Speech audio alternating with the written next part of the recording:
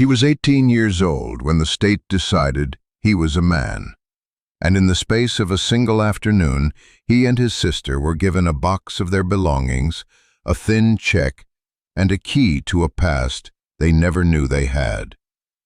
What they discovered in the woods wouldn't just give them a home, it would give them a fighting chance. If you've ever felt like the world has thrown you away, or if you've ever had to fight for a place to call your own, then this story is for you. Stick with me, subscribe if you feel a connection, and let me know in the comments if this resonates. We're going to get through this together. The clock on the wall of the County Services Building ticked with a flat, institutional rhythm, each second slicing away another piece of my childhood. I was officially 18. The word felt hollow, like a cheap chocolate Easter bunny. It looked solid from the outside, but one tap and the whole thing would collapse into shards. My sister Maya sat beside me on the cracked vinyl chair, her legs too short to reach the floor. She was 12, all sharp angles and quiet observation, her eyes fixed on the scuffed toes of her sneakers. She was tracing the worn pattern with her finger, a tiny, repetitive motion that was the only sign of the tremor running through her. I wanted to tell her it would be okay, but the words were ash in my mouth. I hadn't the faintest idea if it would be okay. The state had given me temporary guardianship, a stack of papers that felt more like a threat than a promise. Keep her safe, keep her housed, keep her fed, or she goes back into the system. And I go somewhere else, anywhere else. Ms. Albright, our caseworker for the last 4 years, slid a manila envelope across the gray laminate desk. Her face was a careful mask of professional sympathy, a look I'd seen 1,000 times. It was the face of someone who had to deliver bad news on a schedule.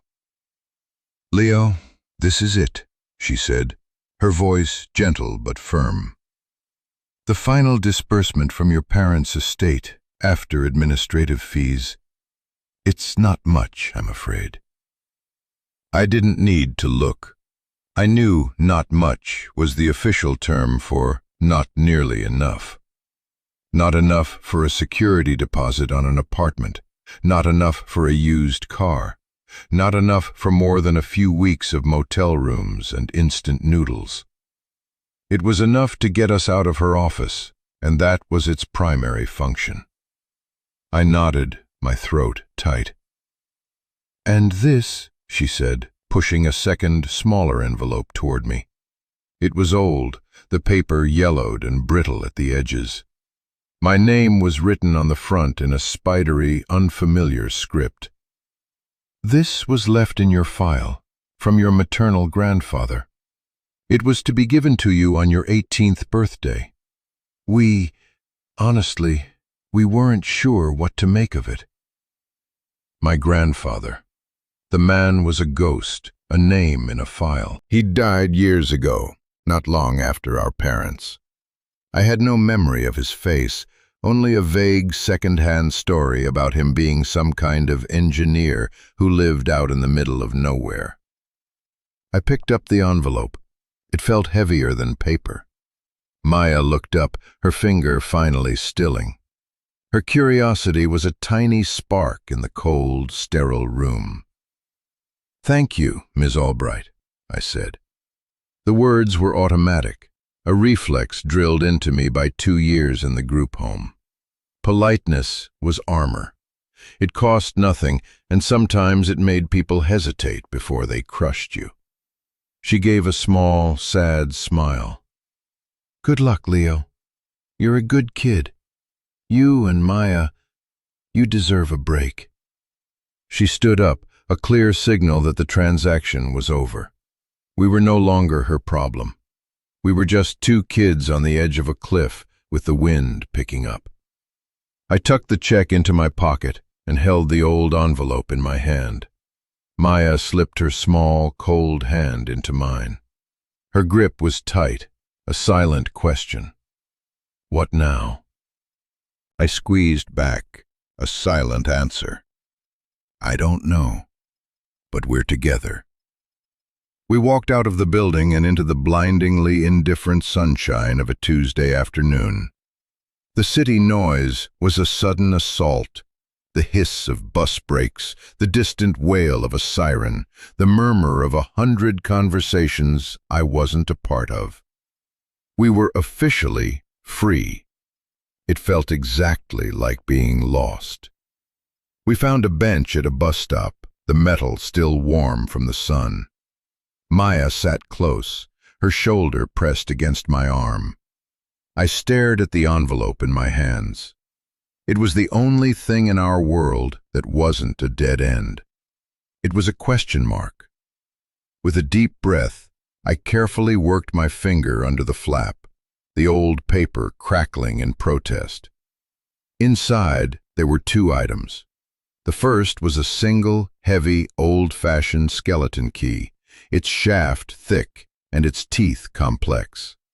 It was made of dark, tarnished brass. It felt ancient, like something from a pirate story. The second was a folded document, thick and stiff. I unfolded it. It was a property deed. A quitclaim deed, to be precise, transferring ownership of a 10-acre parcel of unincorporated land in Harlow County to one Leo Vance upon his 18th birthday. Harlow County was 300 miles north, a place I only knew from a map. A swatch of green that meant forest and not much else. A crudely drawn map was sketched on the back of the deed, showing a winding county road and a small X marked deep within the parcel. 10 acres of trees. That was it. That was the inheritance. A wave of bitter disappointment washed over me. What were we supposed to do with 10 acres of dirt and trees? You couldn't eat dirt. You couldn't sleep under a tree in October in the Pacific Northwest, not for long. It was a joke, a cruel final punchline from a ghost. I almost crumpled it, almost threw the useless key into the gutter. But Maya was watching me, her dark eyes wide with a fragile, desperate hope. She saw a key and a map. She saw a treasure hunt. She saw an escape. And in her hope, I saw the faintest glimmer of a possibility. It wasn't a plan. It was less than a plan. It was just a direction. North. "What is it?" she whispered. I looked from the useless deed to her trusting face. The lie was easier than the truth. "It's a place," I said, forcing a confidence I didn't feel. "A piece of land. Our grandfather left it for us." "Like a house?" "I don't know," I said honestly. "Maybe. We have to go see." The check from Ms. Albright was just enough. It was just enough for 2 one-way bus tickets to the town of Northwood, the closest stop to the land parcel. It was just enough for 2 new sleeping bags, a tarp, a box of protein bars, and a couple of gallons of water. We spent the afternoon at a discount store, the fluorescent lights humming over our heads as we made our choices. Every dollar was a decision. Every item was a bet on our survival. I bought a heavy-duty flashlight and a small folding shovel. I didn't know why. They just felt necessary. The weight of the shovel in my backpack was strangely comforting. It was a tool. It meant I could do something, even if it was just digging a hole. That night, we sat in the back of a Greyhound bus as it rumbled through the dark, leaving the city lights behind. Maya fell asleep against the cold window, her breath fogging the glass. I stayed awake, watching the dark shapes of trees fly past. The key was a cold, hard lump in my pocket. I took it out, turning it over and over in my hand. It was a key to nothing. A key to a patch of worthless woods.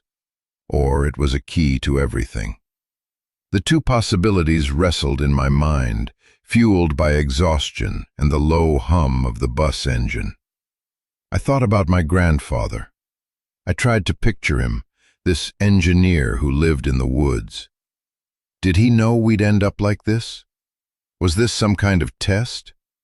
Or was it just the random, careless act of a man who had no idea what the future held for his daughter's children? The bus barreled on into the darkness, and for the first time in a long time, I felt a flicker of something other than fear.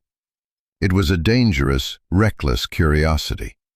We were headed toward the X on the map.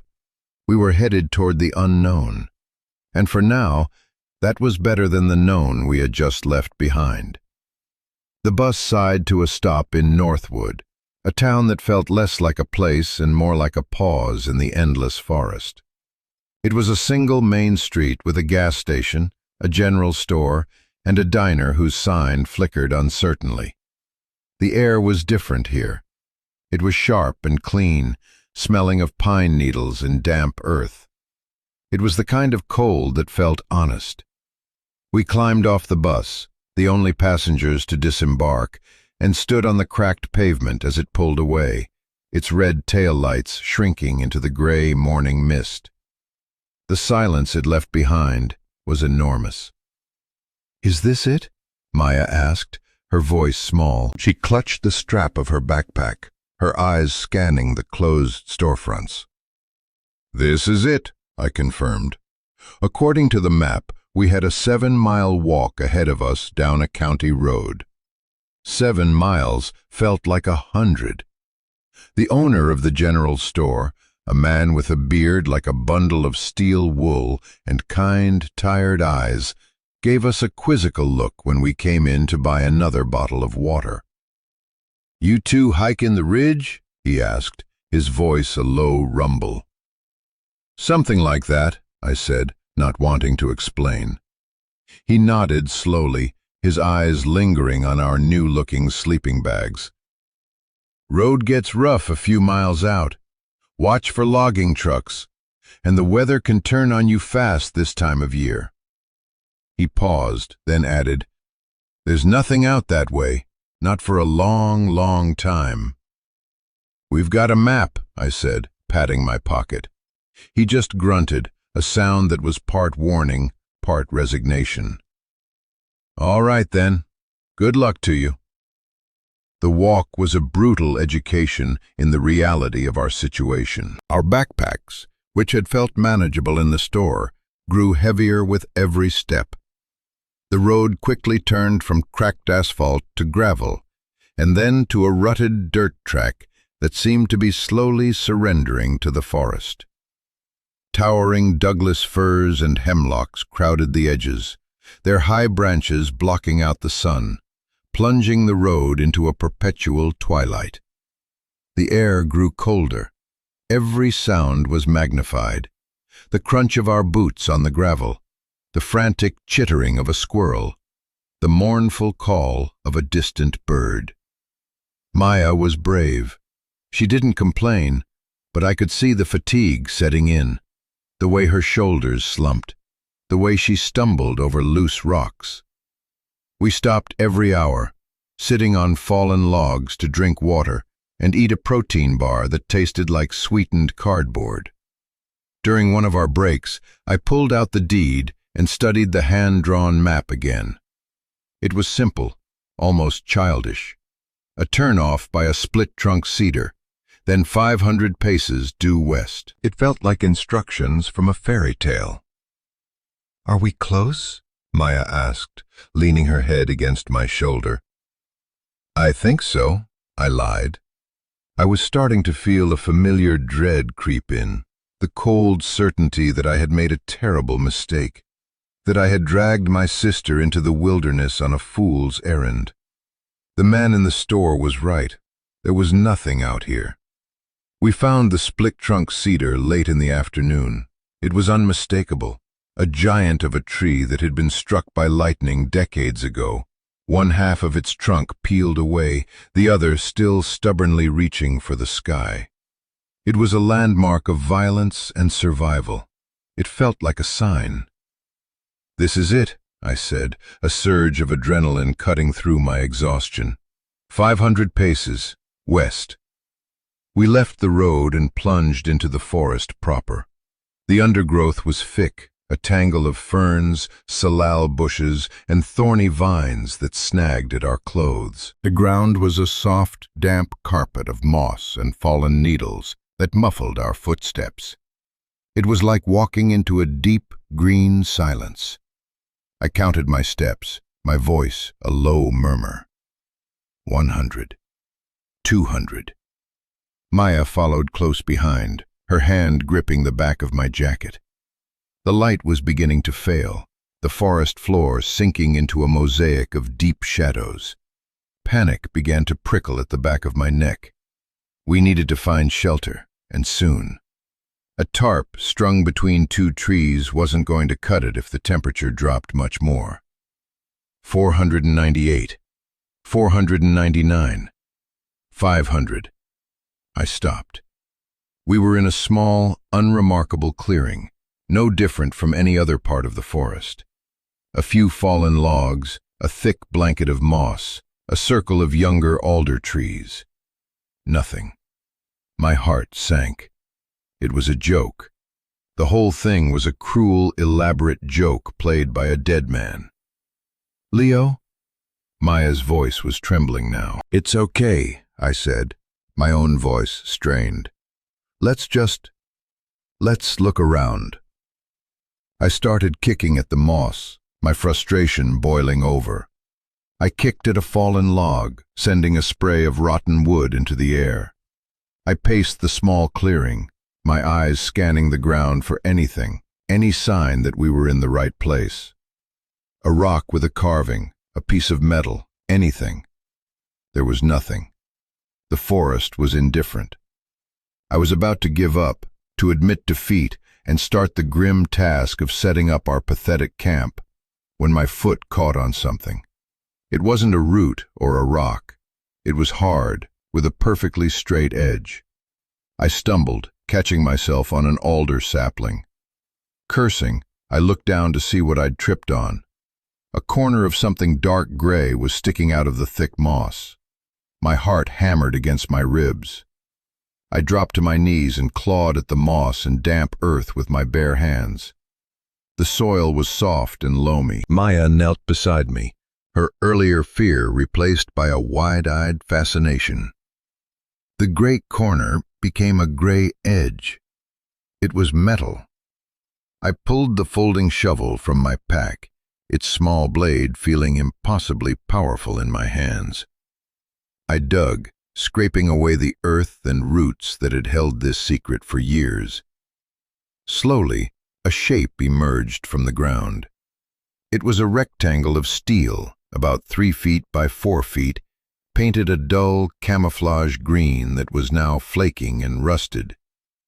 In the center was a recessed handle, like the hatch on a boat. And next to the handle, almost completely obscured by rust and grime, was a keyhole. It was a hatch, a door in the floor of the forest. My hands were shaking so badly I could barely get the key out of my pocket. The brass felt warm against my cold skin. I scraped the dirt out of the keyhole with a twig. The silence of the forest seemed to press in on us, holding its breath. I slid the key into the lock. It resisted, stiff with years of disuse. I put both hands on it and turned. For a moment, nothing happened. I put more force into it, my muscles straining. Then, with a loud, grating click that echoed in the quiet clearing, the lock turned. I looked at Maya. Her face was a pale oval in the gathering dusk, her expression a mixture of terror and awe. I grabbed the recessed handle with both hands and pulled. It was incredibly heavy. I braced my feet and leaned back, every muscle in my back and arms screaming in protest. With a deep groan of metal on metal, the hatch lifted. It swung upward on a hidden, heavy-duty hinge, revealing a dark, square hole in the earth. A wave of cool, stale air washed over us, a smell of concrete, dust, and time. It didn't smell of rot or decay. It smelled preserved. Below us, a steep metal ladder descended into perfect, impenetrable blackness. "Whoa," Maya breathed, the word a puff of white in the cold air. I took the flashlight from my pack. My hand was still trembling, but I clicked it on. The beam cut a clean white circle into the darkness below. It illuminated the top rungs of the ladder, then the concrete walls of a narrow shaft. I pointed the beam down, down, down. About 15 feet below, it hit a solid concrete floor. We were standing at the entrance to a bunker. My grandfather hadn't left us 10 acres of trees. He had left us a hole in the ground. He had left us a secret. The descent was the scariest 15 feet of my life. I went first, the flashlight clenched in my teeth, its beam dancing erratically on the concrete walls. The metal rungs were cold and slick with condensation. Each step down felt like a step into another world, a step away from the sky and the trees and everything that was familiar. The air grew colder, the smell of damp concrete more intense. My feet touched the solid floor with a thud that felt unnervously final. I swung the flashlight beam around. We were in a small, square room, no more than 10 feet by 10 feet. The walls, floor, and ceiling were all poured concrete. It was stark and gray, a featureless box. A heavy steel door, the kind you see on a walk-in freezer, was set into the far wall, a large, wheel-like handle in its center. "Leo, is it safe?" Maya's voice echoed from above, thin and reedy. "It's okay," I called back, my own voice sounding loud and alien in the confined space. "It's just a room. Come on down. Be careful." I listened to her careful, deliberate descent, the soft scrape of her shoes on the rungs. When she reached the bottom, she stood close to me, her small hand finding mine again. She stared at the concrete walls, her breath coming in short, shallow puffs. This wasn't the treasure she had imagined. This was a tomb. "What is this place?" she whispered. I think it's a fallout shelter," I said, the words tasting strange. It was something from old movies, a relic of a forgotten paranoia. But the construction was solid, brutally functional. This was no movie set. I walked to the steel door and put my hands on the wheel. It was stiff, but it turned. With each rotation, I could hear the clicks of heavy bolts retracting within the door. It took 10 full turns before it finally came loose. I pulled the door open. It swung inward silently on massive hinges, revealing a larger space beyond. I swept the flashlight beam into the new room. It was long and rectangular, maybe 40 feet long by 15 feet wide. And it was full of things. Along one wall were metal shelves, stacked neatly with military-style cans and boxes. On the other side were 2 simple cots with thin mattresses and folded wool blankets. In the far corner, there was a hulking shape draped in a canvas tarp. A generator, I guessed. Next to it were large blue plastic barrels, the kind used for storing water. In the center of the room was a simple wooden table and 2 chairs. It was a shelter, a fully stocked, meticulously planned sanctuary hidden beneath the forest floor. My grandfather hadn't just built a box. He had prepared for a siege. We walked slowly into the room, our footsteps echoing softly. I ran my flashlight over the shelves. Canned beans, canned fruit, dried pasta, rice, coffee. Boxes of matches, first aid kits, batteries of every size. It was an inventory of survival, Everything was covered in a fine layer of dust, but it was all orderly, all waiting.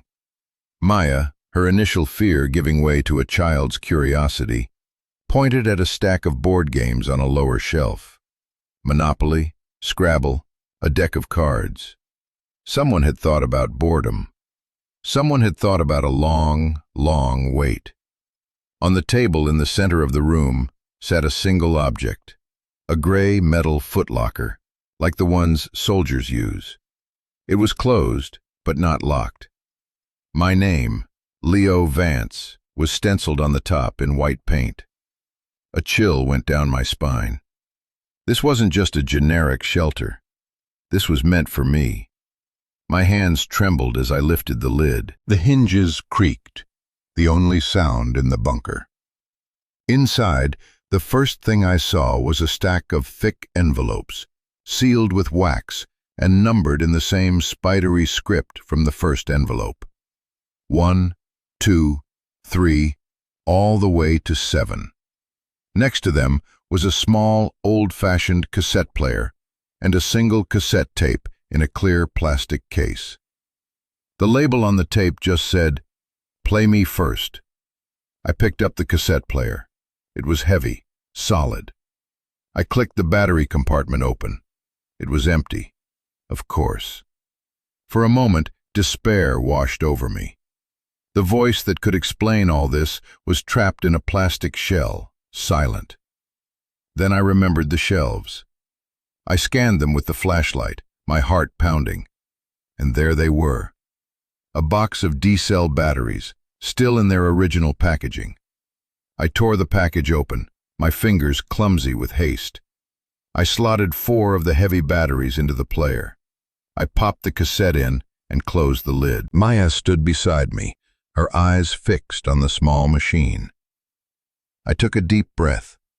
I pressed the play button. There was a click, the soft whir of spinning tape, and a hiss of static. And then, a voice filled the silence of the bunker. It was a man's voice, low and gravelly, laced with a weariness that seemed to seep out of the tiny speaker. It was a voice from the grave.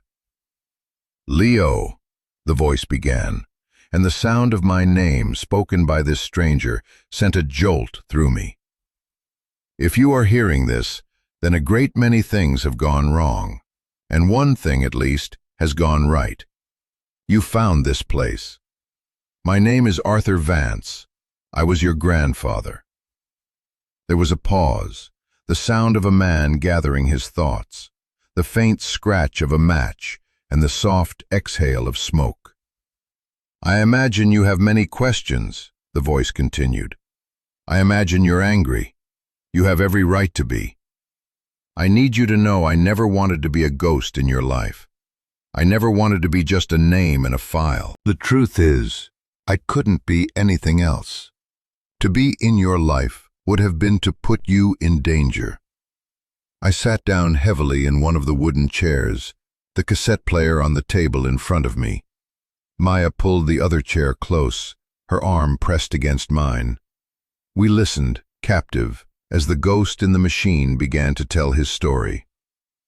"I was a civil engineer," Arthur's voice explained, the words measured and clear. "A good one. I designed bridges, dams, things that last. I took a job with a firm, a big one, called Titan Construction. They were building all over the state, roads, industrial parks. Good money, prestigious work. But I started to see things. Discrepancies in the soil reports, hazardous materials that were supposed to be disposed of at a special facility being lost.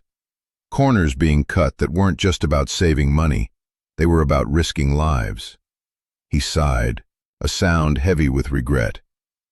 "I was naive. I thought I could fix it from the inside. I started collecting documents, making copies of ledgers, soil analyses. I built a case. I was going to be a hero.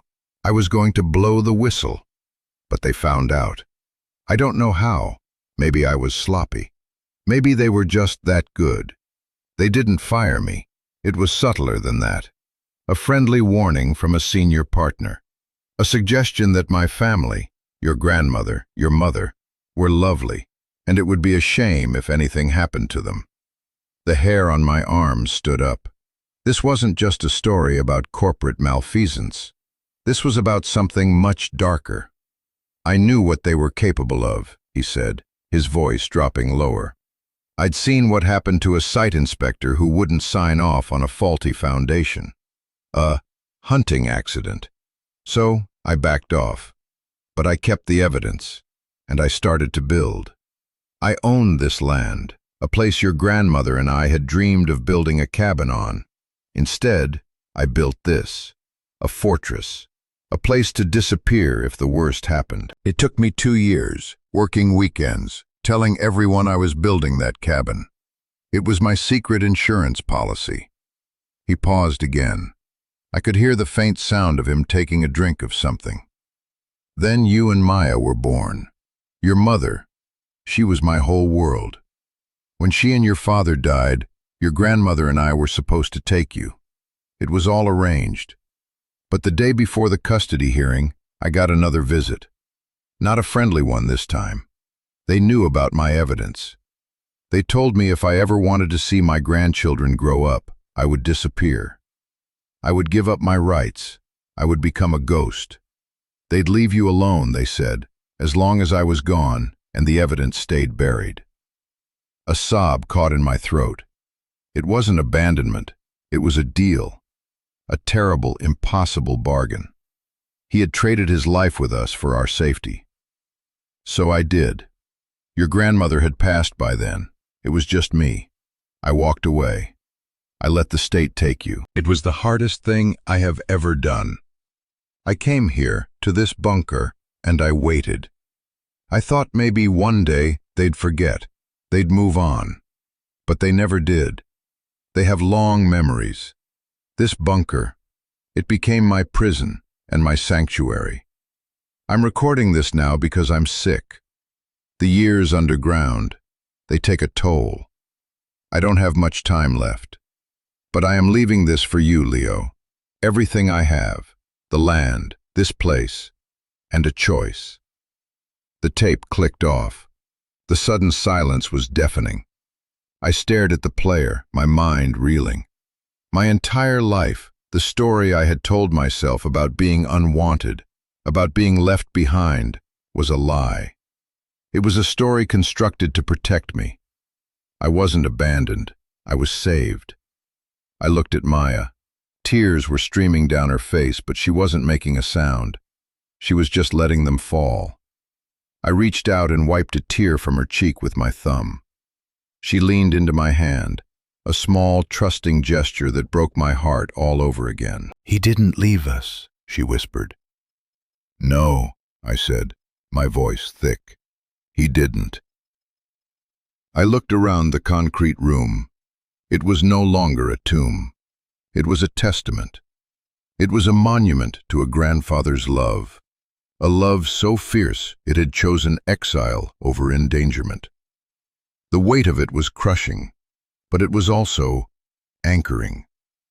For the first time, I felt a connection to something, a root reaching back into a past I never knew I had. I picked up the first numbered envelope. My hands were steady now. The tape had given me a foundation. The letters would build the rest of the house.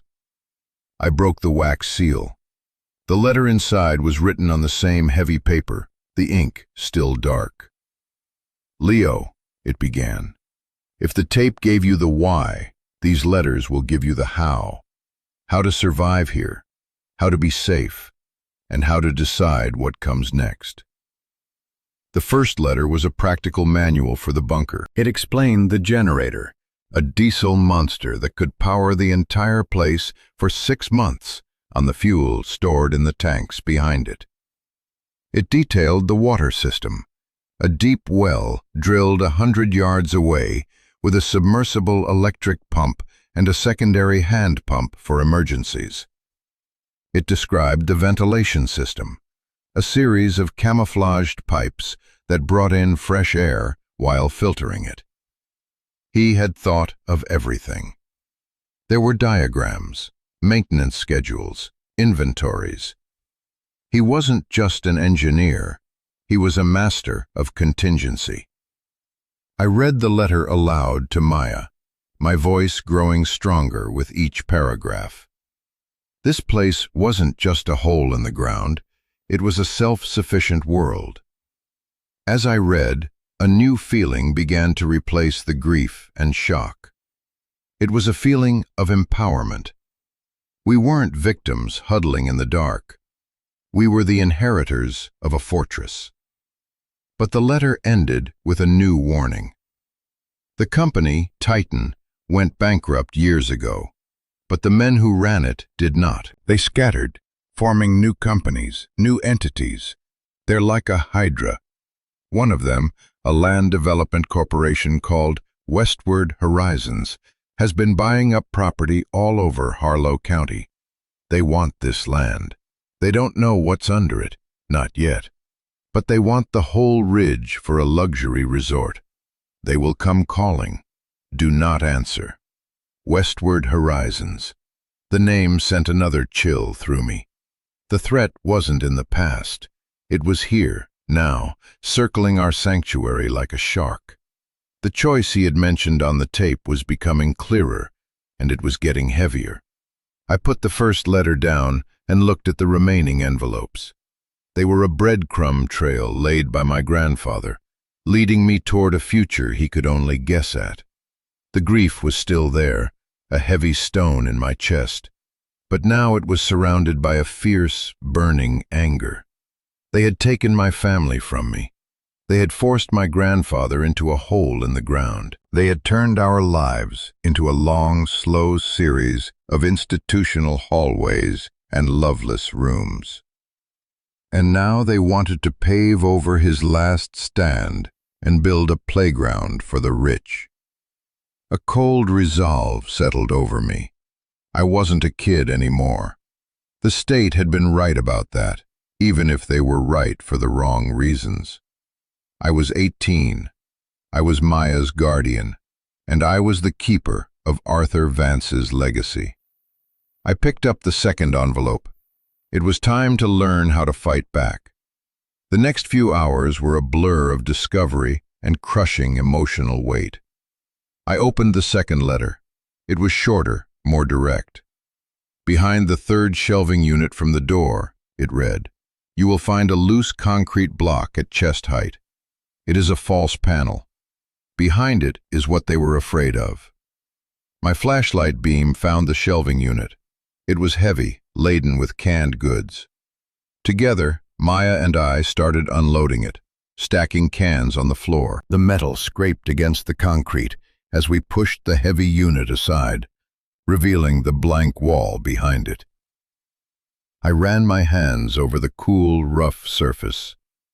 My fingers found it almost immediately, a block that shifted slightly under pressure.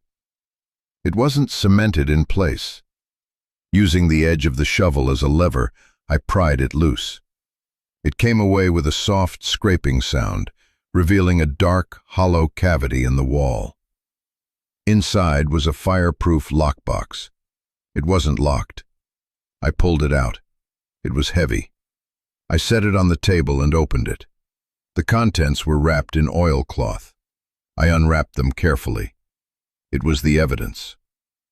A thick ledger book with handwritten entries. A stack of geological survey maps with handwritten notes in the margins.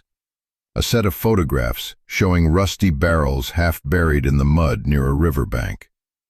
And a series of microcassette tapes, the kind used in dictation machines. This was it. This was the proof my grandfather had risked everything to protect. I felt a wave of dizziness. This was too much. This was evidence of serious crimes. This was the kind of thing people got killed over. My grandfather hadn't just left me a shelter. He'd left me a live grenade. The desire to put it all back, to seal the wall and pretend I'd never found it, was overwhelming. We could live here. We could use the supplies, stay hidden, stay safe. No one would ever have to know. I looked at Maya. She was staring at the box, her face pale. She didn't understand the details, but she understood the gravity. She understood this was the secret that had shattered our family. I felt like I was going to be sick.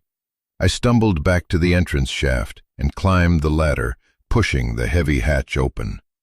I needed air. I crawled out onto the damp moss and just lay there, breathing in the cold, clean scent of the forest.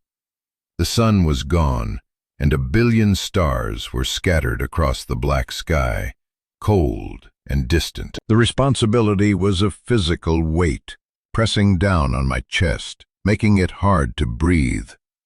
What was I supposed to do? I was a kid who'd aged out of the system. I had no power, no resources, no one. And I had my sister to protect. The first rule of the group home was to keep your head down. Don't make waves. Don't attract attention. My grandfather had broken that rule, and it had cost him everything. I cried. I lay on the forest floor and cried for the grandfather I never knew, for the grandmother I couldn't remember, for the parents I barely could. I cried for Maya, for her stolen childhood, and I cried for myself, for the impossible burden that had been placed on my shoulders. I was so tired of being strong. I just wanted it to be easy. And this is a moment I want to pause on, because I think a lot of us get to a point where we're handed a legacy we didn't ask for. A burden, a secret, a responsibility from a generation before us. And the weight of it feels like it's going to crush us. Have you ever felt that?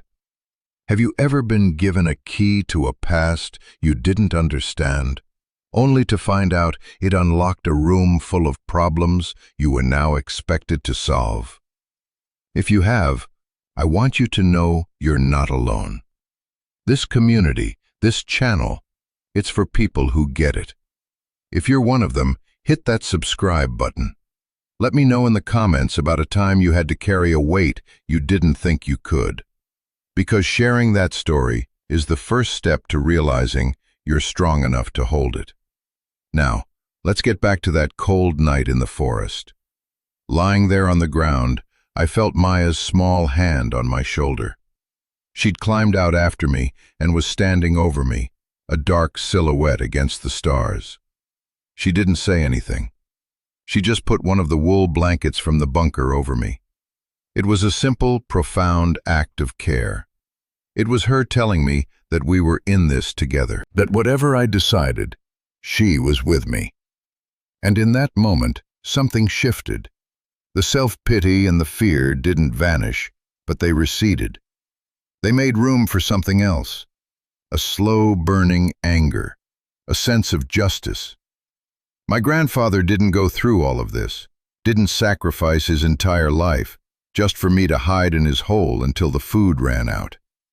He left me the evidence for a reason. He left me a choice. I sat up, pulling the blanket around my shoulders. I looked at the dark, silent trees that stood guard around our secret. This was our land. This was our home.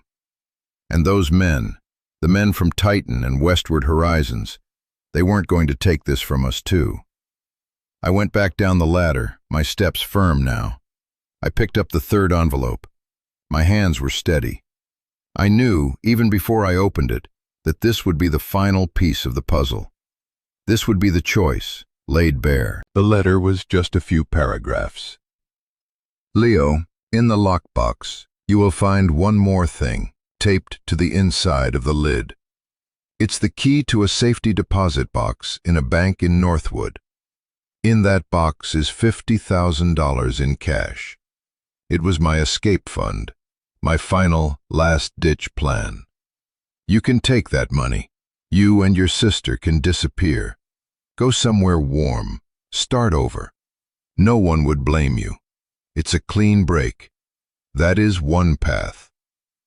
$50,000. The number was staggering. It was more money than I had ever imagined holding. It was a new life. It was safety. It was everything I thought I wanted. The other path, the letter continued, is to stay, to use this place as your fortress, to use the evidence to finish what I started. It will not be easy. They will fight you. They will try to crush you. But you will have the truth on your side, and you will have this home, a place they cannot touch. The evidence is old, but the crimes are not. The pollution my evidence points to is still there, still leaching into the water table. They covered it up, but they never cleaned it up. An honest lawyer could do something with it. There's a name and a number in there for a man I once trusted. Maybe he's still around. The choice, Leo, is yours. The easy, comfortable lie, or the hard, dangerous truth. I pray you have the strength to choose wisely. Whatever you decide, know that I loved you. Know that I was proud of you, even from a distance. Be good to your sister, your loving grandfather, Arthur. I reached into the lockbox and felt along the inside of the lid. My fingers brushed against a small key, taped securely in place. The key to $50,000. The key to an easy life. I held it in the palm of my hand, the cold metal a stark contrast to the brass bunker key in my pocket. One key opened a door to escape. The other opened a door to a fight. For a long moment, I let myself imagine it. Taking the money, buying a car, driving south with Maya to California or Arizona, an apartment with a swimming pool, a normal life. No ghosts, no corporations, no fight. It was so tempting it made me ache. Then I looked at Maya. She was watching me, her expression unreadable. She wasn't a child who dreamed of swimming pools.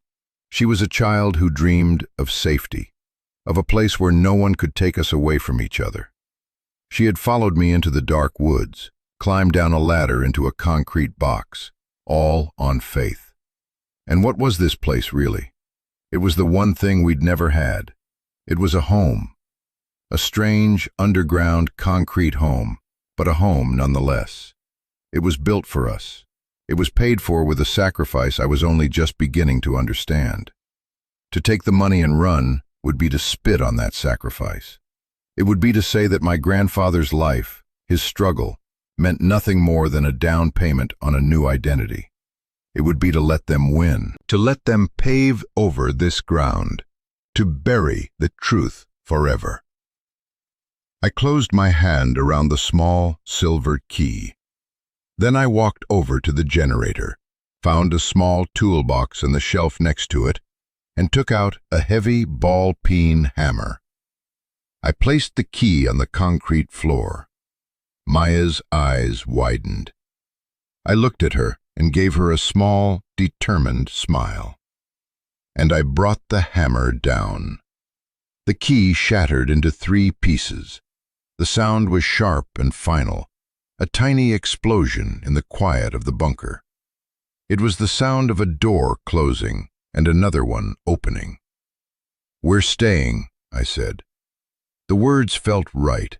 They felt solid. This is our home now, and we're going to fight for it. Maya didn't cheer. She just walked over and wrapped her arms around my waist, burying her face in my side. Her small body trembled, but I knew it wasn't from fear anymore. It was from relief. We had made our choice. The hard work was just beginning. The days that followed were a blur of labor and learning. Our first priority was to make the bunker feel less like a tomb and more like a home. We started by cleaning. We spent an entire day scrubbing every surface, wiping away years of dust. The simple act of imposing order on the space was transformative. It started to feel like ours. I tackled the generator first. Following my grandfather's meticulous hand-drawn diagrams, I checked the fuel lines, the oil, the battery. It was an old diesel engine, a simple, powerful beast. I held my breath and turned the key. It sputtered, coughed a plume of black smoke into the exhaust pipe that led to the surface, and then roared to life. The sound was deafening in the enclosed space, but it was the most beautiful sound I had ever heard. I flipped a switch on a breaker panel, and the bunker was flooded with light. Bare bulbs strung along the ceiling flickered on, illuminating our new world in a stark, steady glow. Maya cheered, a real, loud cheer this time. We had light. We had power. Next was the water. The electric pump kicked in with the generator, and after a few minutes of sputtering, clear, cold water flowed from the tap of the small utility sink in the corner. I drank from my cupped hands. It was the best water I'd ever tasted. It tasted like independence. We made our beds on the cots, arranging the wool blankets. Maya unpacked her few belongings, a worn-out stuffed rabbit and a handful of books. She set the rabbit on her pillow and arranged the books on the floor beside her cot. It was the first time in years she'd had a space that was truly hers. I watched as she carefully drew a picture with a pencil and a piece of paper from a notepad we found. It was a drawing of the two of us, standing in front of a square with a ladder coming out of it, both of us smiling. While Maya made the inside our own, I focused on the outside. I cleared the brush and moss away from the hatch, then worked to camouflage it again, but in a way that we could easily access. I used fallen branches and ferns, making it look like a natural part of the forest floor. I found the ventilation pipes my grandfather had described, their openings hidden inside hollow logs and under rock piles. The man had been a genius of concealment. My biggest project was securing the land itself. I used the small amount of cash we had left to buy no trespassing signs from the store in Northwood. The walk was long, but it felt different now. It wasn't a desperate trek into the unknown, it was a commute. The store owner, the man with the steel-wool beard, raised an eyebrow when I bought a dozen signs. "Putting up a fence?" he asked. "Just marking my property line," I said. The words felt good to say. My property. He nodded. "That'd be the old Vance place, then. Been empty for 30 years. Folks around here figured it was lost to the county for back taxes." "The taxes are paid," I said, remembering a line in the letters about a trust account set up specifically for that purpose, another detail my grandfather had thought of. "Good," the owner said, a hint of approval in his voice. "Good to see someone taking care of it." His name was Hank, I learned. He didn't ask any more questions.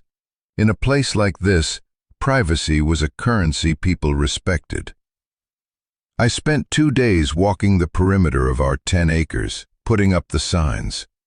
It was hard work, pushing through the undergrowth, but with every sign I hammered into a tree, I felt a growing sense of ownership, of defiance. This was our line in the sand. The final piece of the puzzle was the legal fight. In the lockbox with the evidence was the name and number my grandfather had mentioned. A lawyer named Samuel Davies. I used our meager cash to buy a cheap burner phone. My hand shook as I dialed the number, half expecting it to be disconnected. It rang 3 times, and then a calm, professional voice answered. "Davies?" Hello?" I stammered. "My name is Leo Vance. I was given your name by my grandfather, Arthur Vance." There was a long silence on the other end of the line. I thought he'd hung up. Then the voice came back, softer now. "Arthur. My God. I haven't heard that name in 20 years.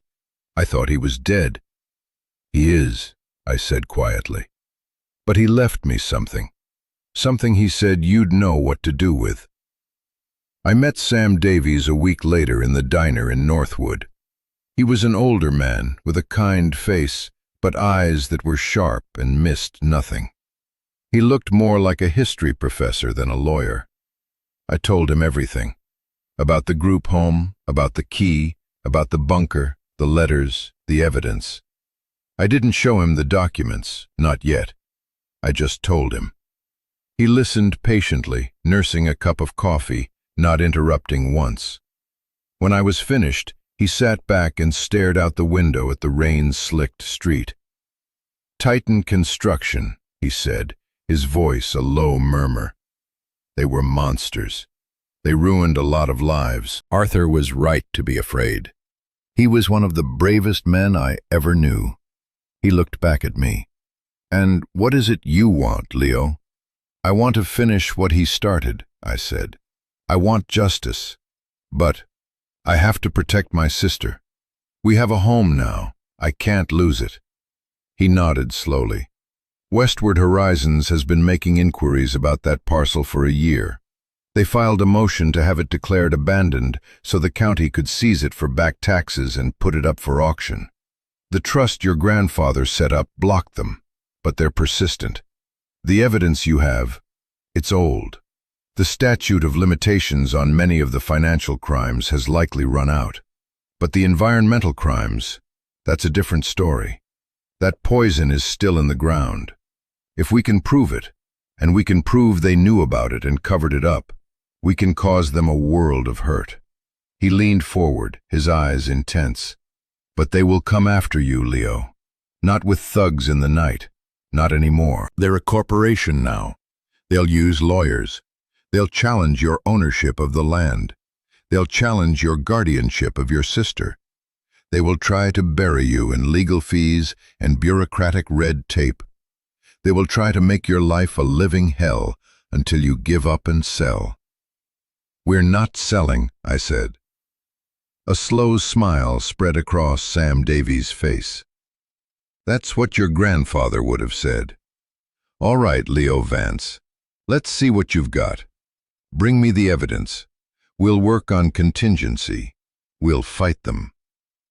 That night, back in the warm, bright bunker, I felt a sense of peace I hadn't felt in my entire life. We had light, we had water, we had shelter, we had an ally, and we had a purpose. Maya was sitting at the table, drawing. The hum of the generator was a steady, reassuring heartbeat beneath us. The world outside was still dangerous. The fight ahead was long. But for the first time, we weren't just surviving. We were building a life. The bunker was no longer my grandfather's prison. It was our home. And we were ready.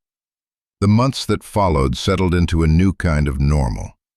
Life in the bunker was a rhythm of chores and small comforts.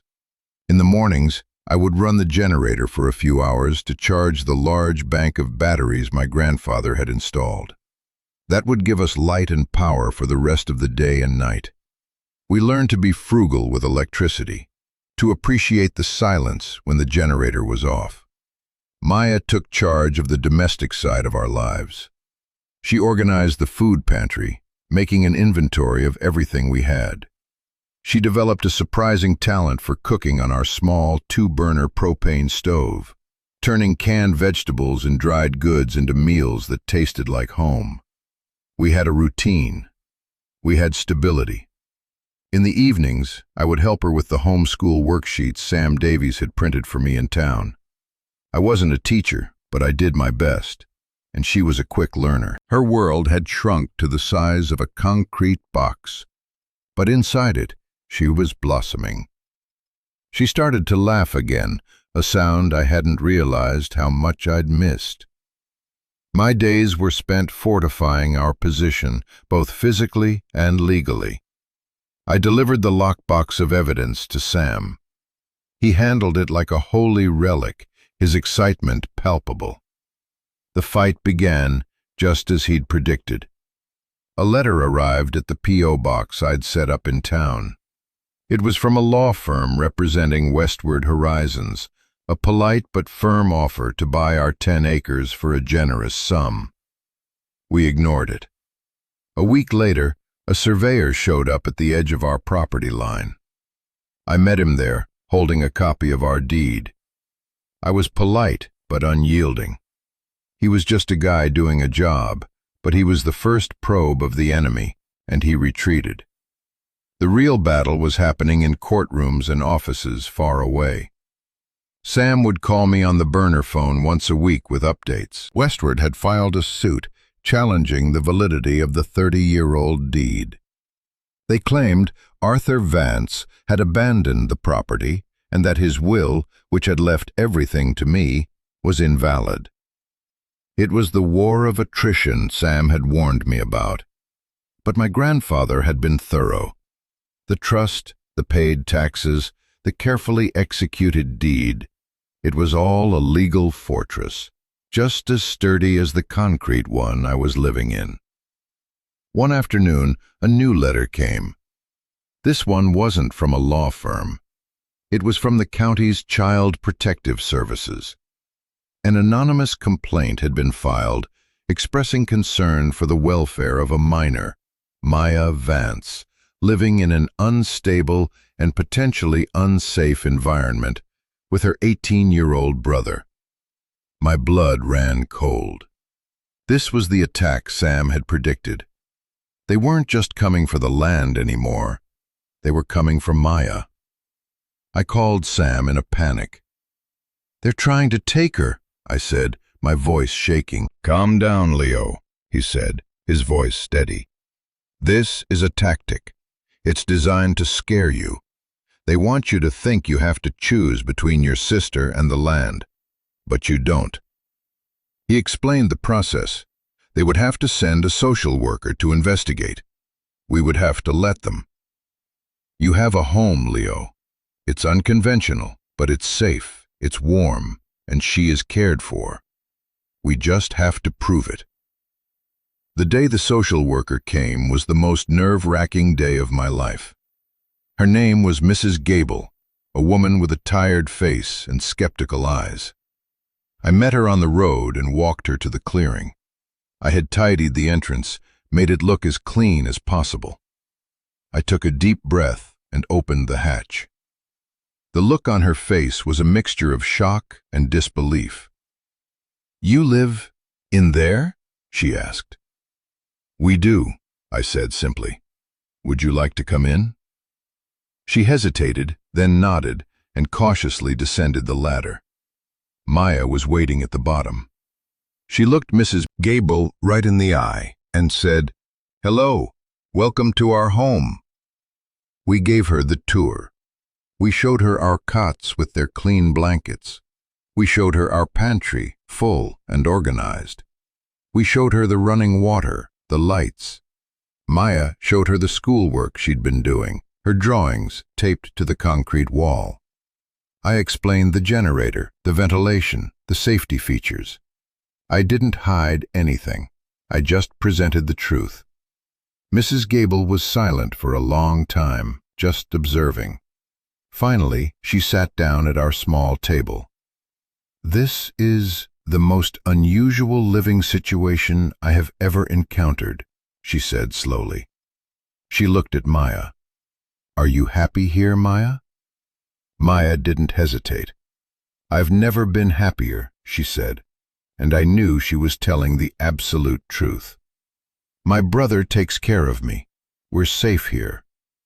Mrs. Gable looked at me, her skeptical expression softening just a little. "He is providing you with food, shelter, and an education. You appear healthy and well cared for." She made notes on her clipboard. When she left, she didn't say whether we had passed or failed. She just said, "You'll be hearing from my office." The wait was agony. For 2 weeks, every time I went to the P.O. box, my stomach was in knots. Finally, a letter came. My hands trembled as I opened it. The complaint was dismissed.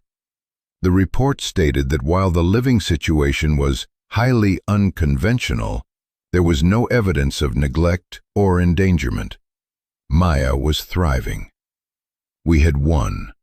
We had defended our home, our family. When I told Maya, she just hugged me, and we stood there in the middle of our concrete home, holding on to each other. That small victory gave us the strength to keep going. The legal battle over the land dragged on, but we had a defender in Sam.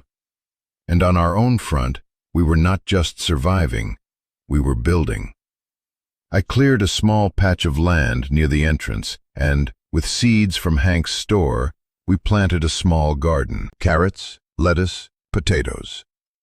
The first green shoots that pushed through the dark soil felt like a miracle. It was our food, grown from our land. It was another root tethering us to this place. I began to think of my grandfather not as a tragic figure, but as a brilliant strategist.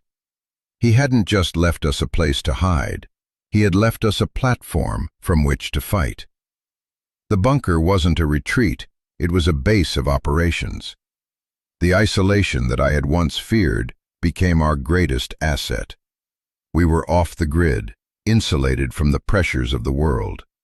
We were a secret he had kept, and now that secret was our strength. Home. The word had always been a painful one for me. It meant temporary rooms, the smell of disinfectant, the sound of a door locking behind you. But here, in this bunker, under 10 acres of silent trees, the word started to change. Home wasn't a building, it was a feeling. It was the steady hum of the batteries at night. It was the smell of Maya's cooking. It was the shared look across the table that said, "We're okay." It was the knowledge that when you lay down to sleep, you would wake up in the same place, with the same person beside you. This concrete box, buried in the dirt, had become the safest, most loving home we had ever known. We had been kicked out, thrown away, and forgotten. But here, in the dark, we had found the light. And we were just getting started. The legal battle with Westward Horizons became a long, grinding war of attrition.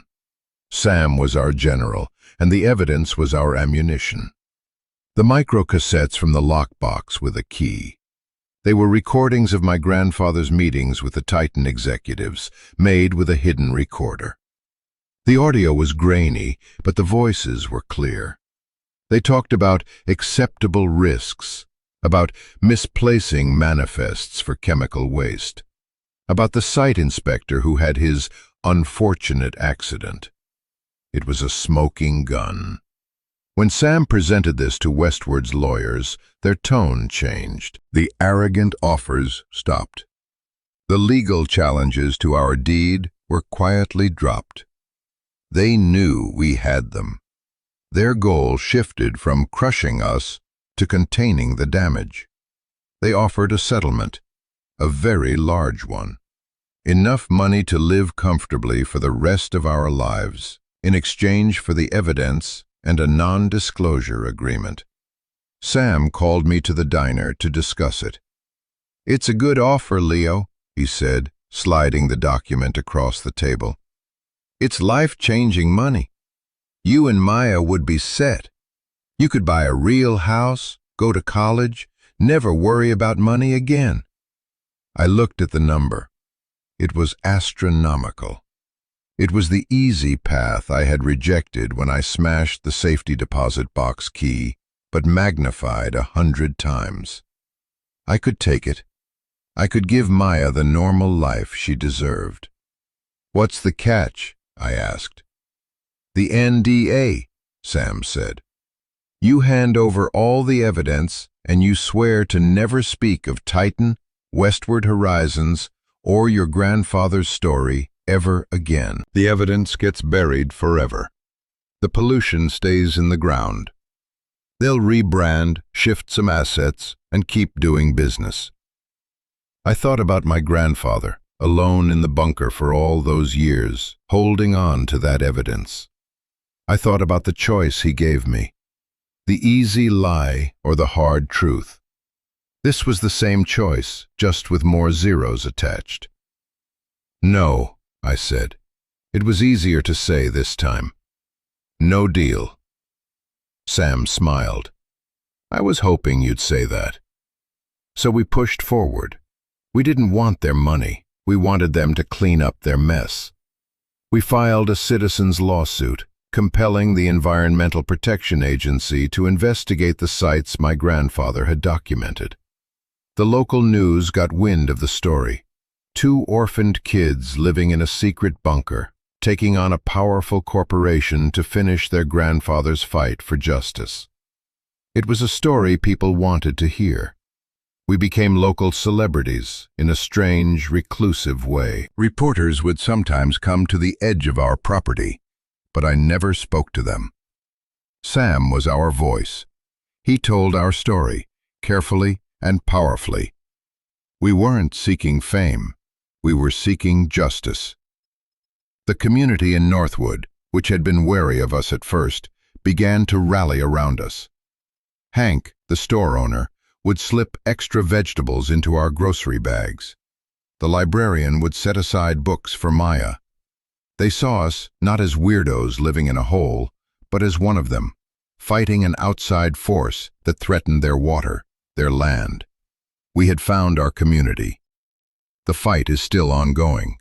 The wheels of federal justice turn slowly.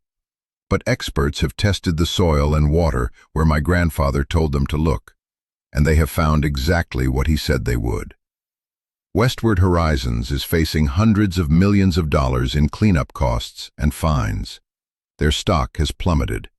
They are broken. We won. Life is different now. We still live in the bunker. It's our home, but we've made improvements. With some of the money from a victims' compensation fund Sam helped us access, we installed a small solar panel array in a clearing, which gives us silent, clean power. We have a satellite dish for internet so Maya can attend online school with accredited teachers. I'm taking online college courses myself, studying environmental law. Sometimes, late at night, when Maya is asleep and the only sound is the whisper of the ventilation system, I sit at the wooden table and look at the drawings she's taped to the wall. They're not of the bunker anymore. They're of the forest, of the garden, of the house we plan to build one day right over the bunker, with a special door in the floor to lead down to the place that saved us. This journey taught me that home isn't a place you're given. It's a place you build. It's a place you defend. It's a choice you make every single day. We were thrown away by the system, but in the wilderness, we found something real. We found a legacy, we found a purpose, and we found each other. My grandfather, Arthur Vance, gave up his life with us so that we might one day have a life of our own.